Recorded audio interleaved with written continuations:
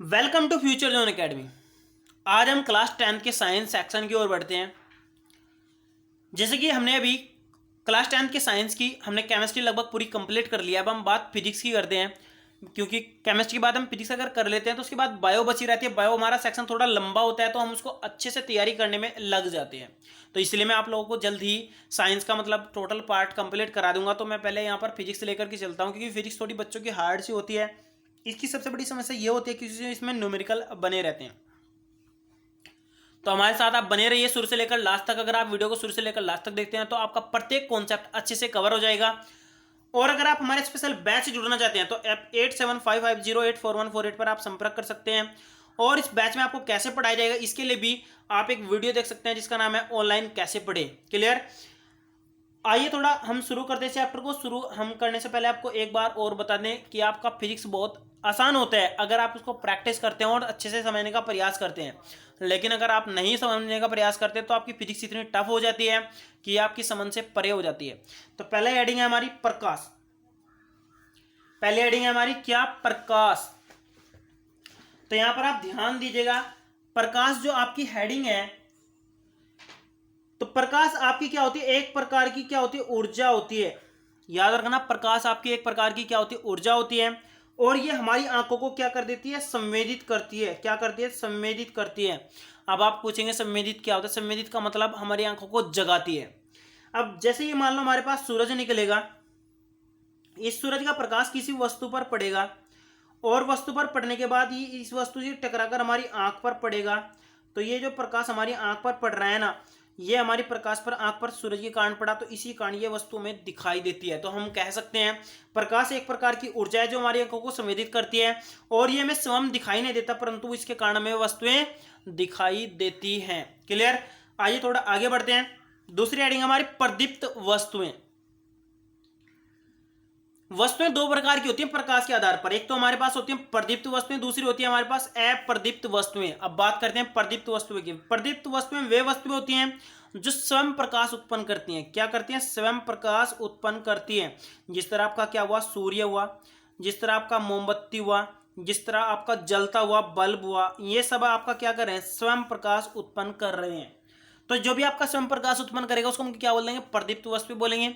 यहां पर एक चीज नोटिस करने वाली है, चंद्रमा। चंद्रमा आपका प्रदीप्त वस्तु नहीं होती है। क्यों? क्योंकि चंद्रमा का अपना खुद का प्रकाश नहीं होता है, वो सूर्य के प्रकाश से आपको चमकता हुआ प्रतीत होता है।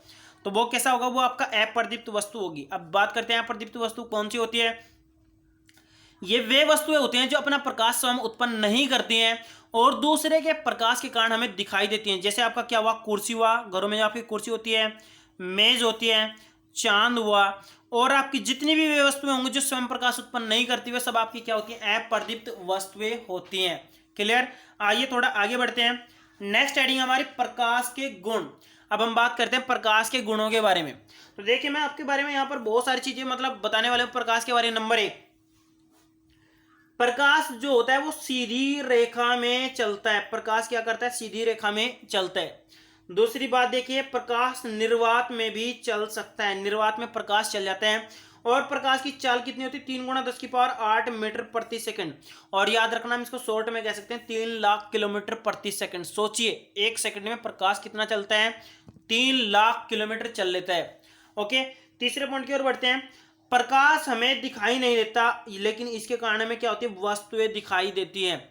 समझे? मतलब तीसरा पॉइंट आप ये कह सकते हैं, प्रकाश के कारण हमें वस्तुएं तो दिखाई देती हैं लेकिन प्रकाश हमें स्वयं दिखाई नहीं देता है। अब उसके बाद चौथे पॉइंट पर चलिए। प्रकाश की अगर हम तरंगदैर्घ्य की बात करें, जो आपका दृश्य प्रकाश होता है उसकी अगर हम तरंगदैर्घ्य की बात करें तो उसका तरंगदैर्घ्य 3900 एंगस्ट्रॉम से लेकर कहां तक होता है? 7800 एंगस्ट्रॉम तक होता है। क्लियर। ये बात आप समझ गए होंगे। प्रकाश का तरंगदैर्घ्य कहां से कहां तक होता है? 3900 एंगस्ट्रॉम से लेकर 7800 एंगस्ट्रॉम तक होता है। आप इसको अच्छे से समझ लीजिएगा। थोड़ा आगे बढ़ते हैं। अगला पॉइंट जो पांचवा होगा, प्रकाश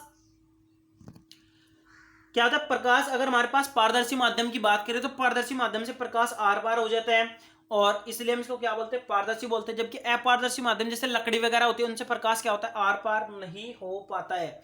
छठा पॉइंट में मैं आपको बता दूं, प्रकाश विद्युत चुम्बकीय तरंगों के रूप में चलता है। किन के रूप में चलता है? विद्युत चुंबकीय तरंगों के रूप में चलता है। क्लियर? ये आपके 5-6 पॉइंट मैंने बताया, आपको कम से कम 4 पॉइंट याद करने हैं क्योंकि ये 4 नंबर में अक्सर करके आता रहता है। अगले हेडिंग पर चलते हैं, प्रकाश का परावर्तन।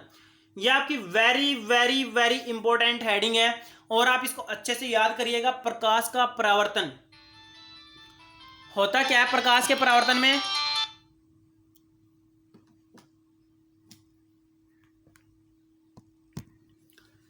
प्रकाश का परावर्तन मैंने अभी आपको बताया कि वेरी वेरी इंपॉर्टेंट हेडिंग है। इसमें क्या होता है, जब कोई प्रकाश चिकने तल पर पड़ता है, मान लो ये आपका चिकना तल है, ये आपका क्या होता है, दर्पण होता है। क्या होता है आपका? दर्पण। जब प्रकाश की किरण दर्पण पर पड़ती है तो दर्पण से टकराकर वापस उसी माध्यम में लौट जाती है।